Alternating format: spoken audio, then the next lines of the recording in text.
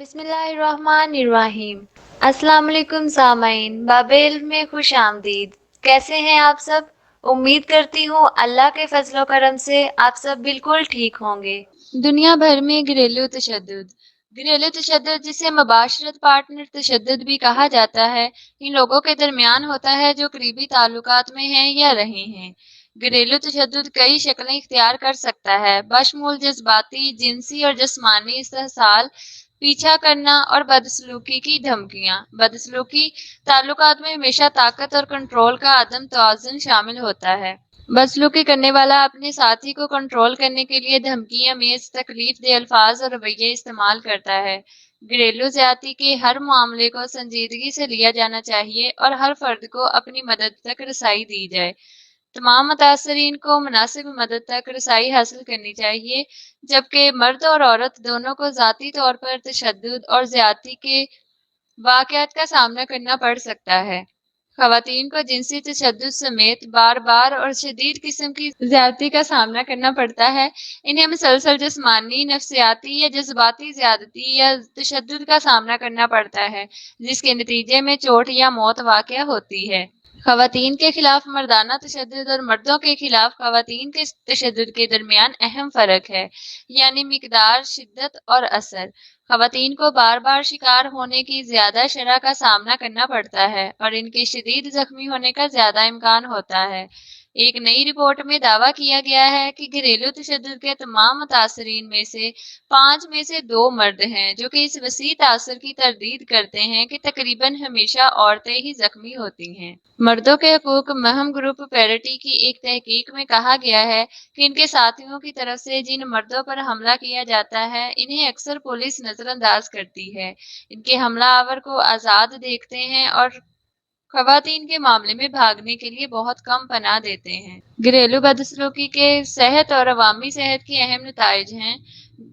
قریبی ساتھی تشدد کے نتیجے میں بہت سے خاندان اپنے گھروں سے محروم ہو گئے ہیں۔ مباشرہ شراکت داری ایک بڑا صحت عامہ کا مسئلہ ہے، جس کی وجہ سے 2 ملین سے زائد خواتین اور 800,000 مرد متاثر ہوتے ہیں، اور اس کے نتیجے میں بے گھر، چوٹ یا متاثرین کی موت، صحت کی دیکھ بھال کے اخراجات میں اربوں ڈالر اور کام کی پیداواری کھو جاتی ہے۔ اگرچہ گھریلو بدسلوکی تمام نسلوں، مذاہب، سماجی، معاشی حیثیت اور جنسی رجحانات کے جوڑوں پر حملہ کرتی ہے، مردوں یا عورتوں کے شکار یا بدسلوکی کے خطرے کے عوامل میں غربت، ہائی اسکول کی تعلیم کا فقدان، بچپن میں خاندانی تشدد کا مشاہدہ کرنا، کم عقل ہونا، خود قابل قدر اور مردوں کے تسلط اور مادے کی زیادتی کے رویوں، خاص طور پر منشیات کا استعمال۔ جسمانی طور پر بدسلوکی کرنے والے رویوں میں کسی بھی قسم کا حملہ، چوٹ کا لگنا، دھمکی دینا، دھکا مارنا یا تھپڑ مارنا، دم گھٹنا، گولی مارنا، چھرا گھونپنا اور قتل شامل ہیں۔ زبانی، جذباتی، ذہنی یا نفسیاتی تشدد کو بیان کیا جاتا ہے جیسے الفاظ کا استعمال کرتے ہوئے تنقید، برے سلوک یا دوسری صورت میں بیوی، شوہر یا دوسرے مباشرہ ساتھی کے اعتماد کو کم کرنا۔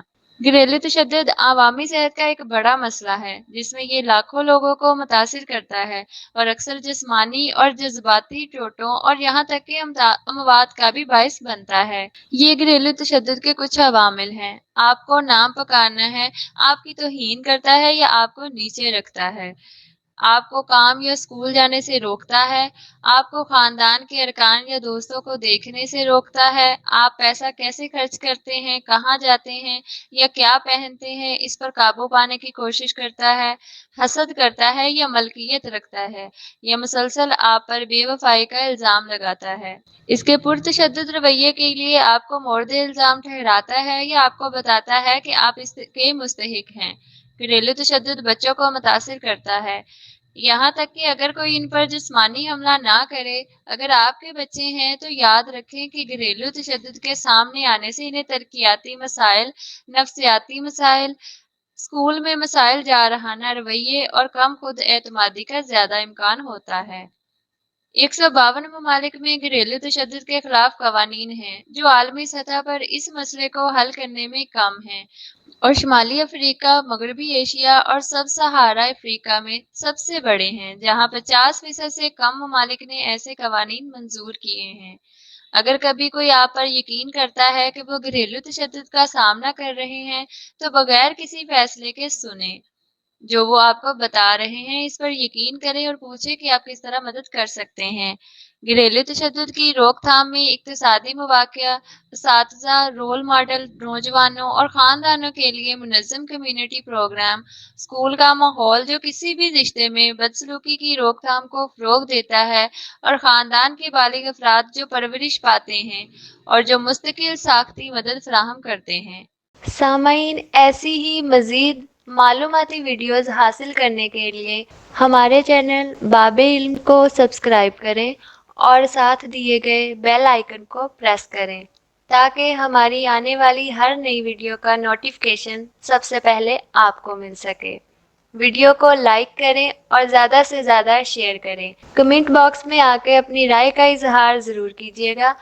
نیکسٹ ایسی ہی معلوماتی ویڈیو بنانے تک کے لیے اجازت چاہتی ہوں۔ اپنا بہت سارا خیال رکھیے گا۔ اللہ حافظ۔